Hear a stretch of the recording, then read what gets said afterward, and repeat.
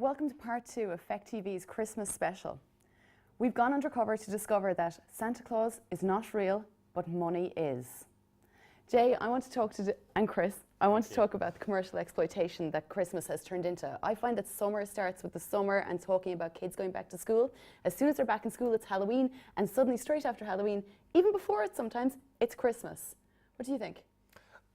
Christmas is here right now. Christmas begins literally about a day after it ends. That's my reckoning, because that's when the corporations are going to start planning what they're going to be doing next year to buttfuck us. Look at it from this point of view. It's big business. It's the absolute biggest business part of the year, so you are going to start planning early ahead. And I want everybody out there, when you're going out to buy things, to spend money, you're supporting the corporations and you're supporting what they're doing in the third world. It's that simple. You're supporting their exploitation. So it's not just that you're being exploited, the world is being exploited, bar maybe a handful of people who make these massive bonuses. Whoa. Wait a second here. Frankly, okay, you are also supporting the economy. When you go out and buy your Christmas presents, when you spend your £1,000 or what have you, or your euros, you are supporting the economy. Not only that, you say that you're supporting the big business, the corporations, all of these faceless entities out there. You're also supporting your local businesses, your smallholders, the people with the Christmas shops, the students who need Christmas work over the period. You're also supporting them. You're also paying your tax. You're also paying your tax, but let's see who the big winners are. And also, just on the point about the actual supporting of the small shopkeepers, of the craft industries and all that kind of a thing, like realistically, okay, their revenues go up, but people don't make the choice to primarily support them. People make the choice to primarily support the big businesses. No, but a lot of those people, a lot of those smallholders, a lot of those small people rely on the Christmas period for most of their year's profits. That isn't going to change, no matter how much you want to do away with it, no matter how much you might say, let's scrap the whole thing and get rid of Christmas. If you do that, if you say, let's screw the corporations, at the end of the day, you're still going to trickle down, you're still going to screw everybody else at the base. What I found interesting this Christmas is last Christmas and the Christmas before, Christmas jumpers were going on sale in the smaller shops and on special designated funky Christmas jumpers, etc. websites, and they're all about €40. €40 was becoming standard enough for a Christmas jumper. But this year, Penneys brought out their Christmas jumpers and they were all €15, for example. But everyone jumped on this. So now nobody's buying the €40 from all the Irish retailers. They're all going straight to Penneys, Primark, buying their standard €15 Christmas jumpers, which I do actually think is just going for the cheapest thing, which is following sort of what you said, Jay, as opposed to the small buying local sort of notion. I think we're actually focused on getting things cheaper. Absolutely. I mean, I think it's a very ironic thing that we talk about morality in terms of Christmas and what a good thing it is. But has anybody ever looked at the idea of having an ethical Christmas, a kind of a fair trade Christmas? I've never heard of it being done. All I see is that it's playing to the lowest common denominator. And by the way, that is a very nice jumper. You know, I mean, for 15 quid, boom, good job. But there's no idea of actually making a choice about Christmas. And part of it is because people leave everything to the last moment, because they don't care. Nobody cares. That's the problem. At the same time, Jay, if it weren't for Christmas, people would go around all winter long and just be miserable and spend nothing. Christmas would be the most depressing time of the year. If it weren't for the lights on, if it weren't for people spotting presents and going, do you know, that should be great for such a person. Yeah, but you know, why does it have to be Christmas? Why does it have to be exactly that? Could we not do something else at that time of year? Or could we not actually space festivals out through the year, have like 3 or 4 big festivals through the year, and that would actually make more sense rather than having one festival that absolutely leaves us wrecked for the rest, for like the start of the year. If you did 4 or 5 festivals through the year, 4 or 5, let's call it the Summer Solstice Festival, what have you. Absolutely. You do 4 festivals through the year, give it 10 years' time, and those 4 festivals will be just as commercialised as Christmas is now. They take Valentine's, Halloween, all the way all these things. Absolutely. We've already got 4 or 5 big major festivals that are already way commercialised, exactly the same as Christmas, again tying into the economy where the people are now reliant on these festivals coming up. You add 4 more in, that's 4 more holiday days. How is that going to affect people? What's going to happen with the economy? Guys, do either of you have problems with the fact that Christmas lights came on some places in October, November?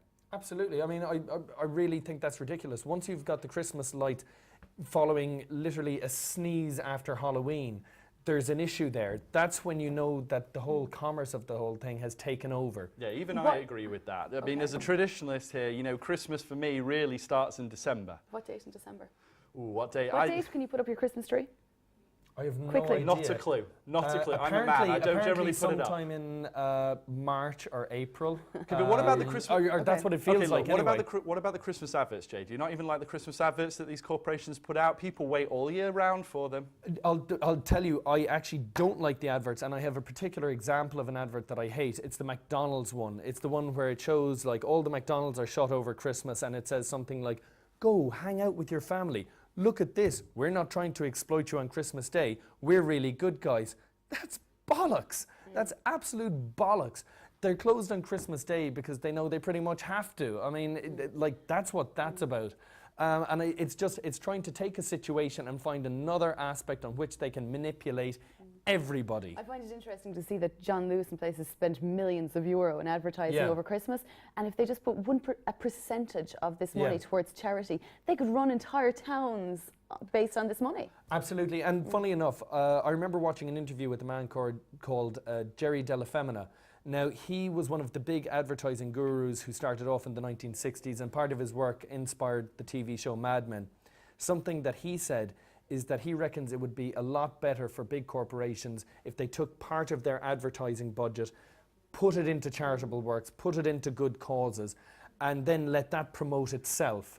That would work, and they generate far more goodwill, and they do more to change the perception of the company. Whereas most of the companies right now, what they do is just go for the hard manipulation, for the hard sell, with this absolutely fake way of putting themselves across. Funny, I spoke to someone earlier on who works in Dunnes Stores, and she told me that she found it disgusting, frankly, that even on Christmas Day, Dunnes Stores have their strict policy of disposing of food correctly. Unsold food still has to be disposed of. You can't give it to homeless people, or you can't give it to anyone.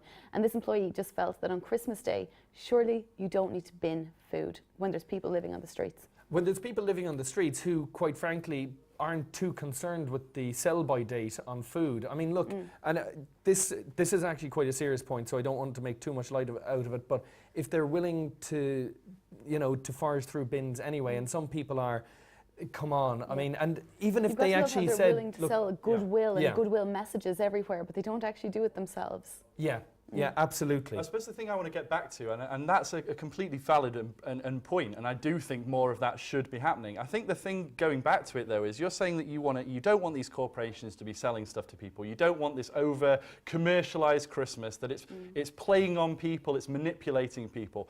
At the end of the day, a lot of people out there, they don't have a lot going on, and sometimes, to be honest, people want to be manipulated. At the end of the day, Christmas is out there. You're not going to change it. Scrapping Christmas is not an easy process. It's not something you can click your fingers and it's gone. It's there. If you want to do something about it, you need to change the way it's gone instead of just saying, let's sod it, get rid of it. People are sheeple. That's actually almost impossible to argue with. Yeah, but you know what? Some damn. people are absolutely fine following the pack. Some people are fine being sheep. There's nothing wrong with that. Chris, you elitist in your jumper. I am indeed. Is this going to be the new uniform in your Reich? Yeah, absolutely. It's a cuddlier version. It's interesting. Chris was talking to me earlier on about how difficult it is to shop around the Christmas period, especially. I mean, I noticed it in November, but now that we're in December, it's going to get more and more mental. Chris suggested that there should be a period of the day when women can't go into the shops and it's just for the men. How could you not be for that, people? How could you not be for it? Apparently, men know what they want. They get into the shop, they buy it and they're out, boom. Whereas women browse and they pick up and they ask questions. Chris reckons maybe between 11 to 12 o'clock every day, or for the mornings or something, it should just be men-only shops. I think you'd find if that happened, the general mental health of men would increase dramatically for the rest of the year. In fact, if you had designated, let's call it shopping apartheid, this is something that could work. I was thinking man hour, but you can go a little bit further. But we'll go for, let's say, shopping segregation, Let's say sort of, excuse me, I'm sorry, you can't come in. This is like man's time in shop, when things are going to be done efficiently and properly. No browsing, just get the job done. No, exactly. It doesn't really suit you, so what? Let's buy it and get it done. I don't think I'd be that against it. Not looking at miserable men sitting on miserable seats actually wouldn't be the worst thing in the world. Guys, have you noticed the race to the bottom that I'm seeing in shops this year? There seems to be January sales on in December. Have you noticed that? Well, That's there been are always happening for January. years. That's been happening for years. That- It's that not a has new been- phenomenon. But the thing Yeah. about it is, having worked in the retail sector for many years myself, that the idea that it's an actual sale is complete lies. It's utter bollocks. Why is that? The fact is that all of these items are generally marked up a lot more before the period. They make their money on it, they buy them at the larger price, and then they cut them by a fraction, and I mean a fraction for the sales. So this product, let's call it your woolly jumper there, you starts off a couple of months beforehand at 30 euros. You get Yeah. to the sales, it's down to 22. You think absolutely brilliant. They're still making 18 euros off it. Yeah. Yeah. That's Yeah, a good no, point. this has been happening for years. And actually, that's another example of it actually proves your point, Chris, to be honest with you, of Thank people you. being sheeple, of people being just absolutely so easy to lead, so easy to manipulate. And let me say, I'm not a conspiracy theorist. I want to make that absolutely clear. I don't believe there is any kind of global force. I do think the world is rudderless. But on the off chance there is a conspiracy out there, I want to join you. How can I get in? How can I get in at the top? Please. Look, I want to just raise one point here about the whole Christmas thing and the commercialization.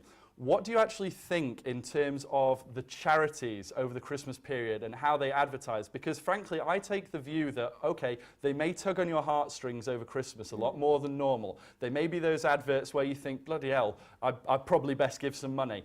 But my take on that is, you know what, they might as well exploit. They might as well get in there because that charity is still, at the end of the day, doing good. Where do you actually come in on that in terms of your rant at exploitation? It's absolute exploitation, that's true. I do agree with you that the good that can be done is done, but there is a flip side to it as well. One thing that I knew, and I've actually worked with charities in the past, and that's an industry as well, make no mistake about it. And because it's a charity, or because it's an industry, that doesn't necessarily mean that it's run efficiently. That's a question too. You will get some very dedicated, very motivated people in there who do a lot of good and put a lot of themselves and their hearts into it, but it doesn't mean that it's run efficiently. And it doesn't mean that the money is put into efficient and sustainable projects. I think you were making reference to ads like the St. Vincent de Paul ad where the homeless man is walking along a bridge in Dublin or somewhere and he just walks straight into the river. Yeah, I am. Real heartfelt, emotional, a heart-tugging thing. jeepers, yeah. But at the end of the day, you know, you can rail against that and say that's absolutely wrong to pull on people's heartstrings at this time of year. But the fact is, you know, as we covered in the first show, when else are you going to do it? I find a lot of the radio stations in particular are promoting Concern and Goethe, buy a tree for a family in need instead of buying your friends a present. But anytime anyone I know talks about it, it's always like, why am I going to give my money to Concern? As in the people behind Concern are seen, not the children or the families who are actually getting the present. Everyone thinks that giving money to charity is going to the heads of the charities as opposed to the actual people on the ground. And I think people feel that if they do buy these charity gifts, they're not actually going to get that much of the charity gift. So I know I've noticed that. Unfortunately, it's a pretty much fair point that a lot of that money does go to the organisation structure rather than the actual people who need it a lot of times. This is exactly it, to the sad industry. reality, And that's isn't it? something that you have to be aware of in terms of giving money to charity. I mean, I'm absolutely in favour of it. It has to be done. Absolutely. It does do Go good. charity. Go charity, absolutely. Yeah. But it's a loaded industry. Make no mistake Speaking about that. of loaded industries, have you noticed how expensive it is to take a child to see Santa nowadays? Well, unfortunately, having no children, no, I haven't. But I do know that it's something that it's a business. But for me, again, coming back to defend Christmas, as I've had to do throughout these two shows, the fact of the matter is that, you know, your kids want to go see Santa Claus. They want to see this. It's part of the tradition. It's part of the holidays. These kids are coming out, the smiles on their faces. If you can afford it, why not? Well, our research Well, shows that it's about €20 a child to see Yeah. Santa. €20 or €10 plus €10 for a photo or something like that.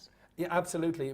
We looked at this earlier on, and we totaled that the average Santa, it's possible that €150,000 could be made through him. Now, the figure, quite honestly, that could be a little bit inflated because you have to take in breaks and you have to take in the costs as well that go with being a Santa.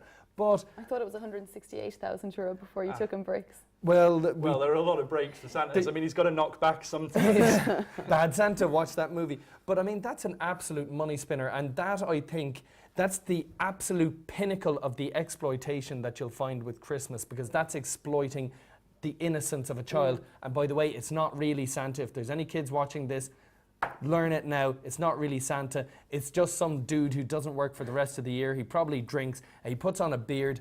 The reason he's got the gut is because he drinks, you know, and then just for 1 month, he works and then kicks back on a beach afterwards. But look, right. Do you think we've forgotten about the baby Jesus, the heart of it all? The baby Jesus. Who's this baby Jesus? Is that a rapper or something? It sounds like a rapper's Yeah. name. But no, I mean, honestly, the wise men brought the gifts. It's a fair point. The religion, I suppose, in the modern sense, has been taken out of the holidays somewhat. You know, you got 35%, 36% of all people in the UK go to church on this one particular day. They go over Christmas.